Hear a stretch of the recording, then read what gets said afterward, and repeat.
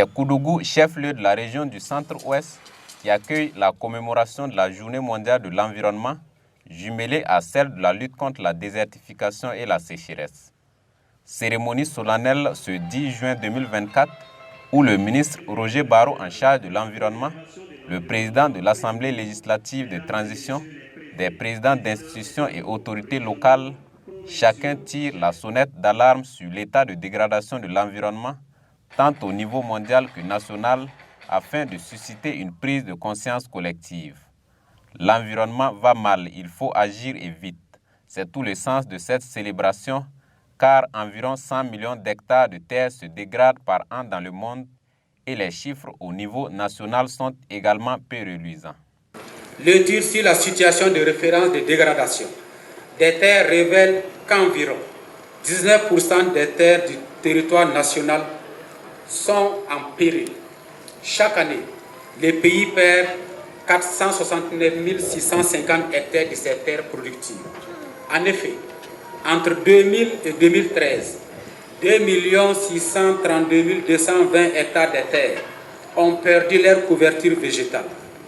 2 537 232 hectares ont perdu leur productivité et 798 521 hectares sont sans carbone dans le sol. Ces journées mondiales de l'environnement et de lutte contre la désertification et la sécheresse, instituées par les Nations Unies respectivement en 1972 et 1994, sont donc une tribune pour attirer l'attention des populations sur les problèmes environnementaux et permettre d'identifier des actions concourantes à des solutions harmonieuses et durables.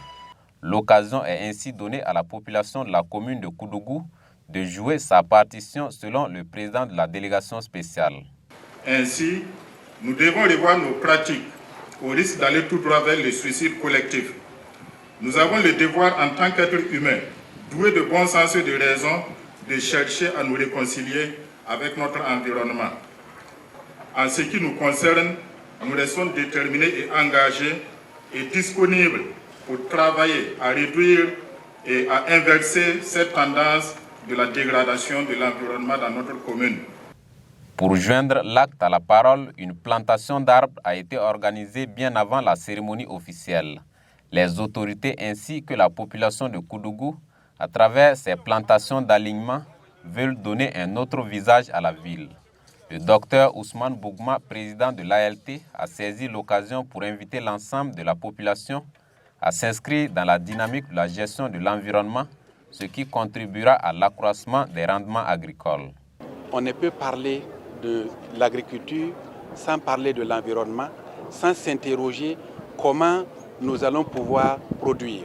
Alors que le constat est alarmant par rapport à la désertification, par rapport à nos terres cultivables qui deviennent de plus en plus arides.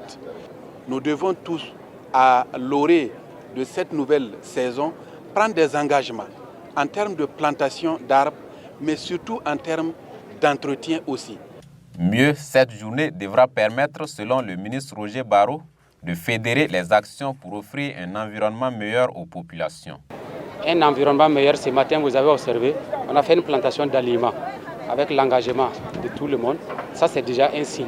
Donc, pour restaurer nos terres, la première des choses, c'est de reboiser.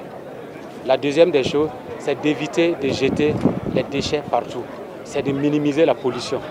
Donc, si nous arrivons à faire cela, nous allons donner un contre-coup au changement climatique avec ces effets dévastateurs que nous constatons. Cette édition 2024 de la Journée mondiale de l'environnement s'est tenue au Burkina sous le thème « L'avenir de nos terres, quelle synergie pour la restauration et la résilience à la sécheresse ». À cette célébration, la province du Boulkiemdé et la région du Centre-Ouest ont reçu du matériel de nettoyage et d'assainissement. Des villages de la région déclarés FDAL ont également reçu des attestations, tandis que des associations féminines ont reçu des vélos et des kits. Dynamique femme ambassadrice de la résilience.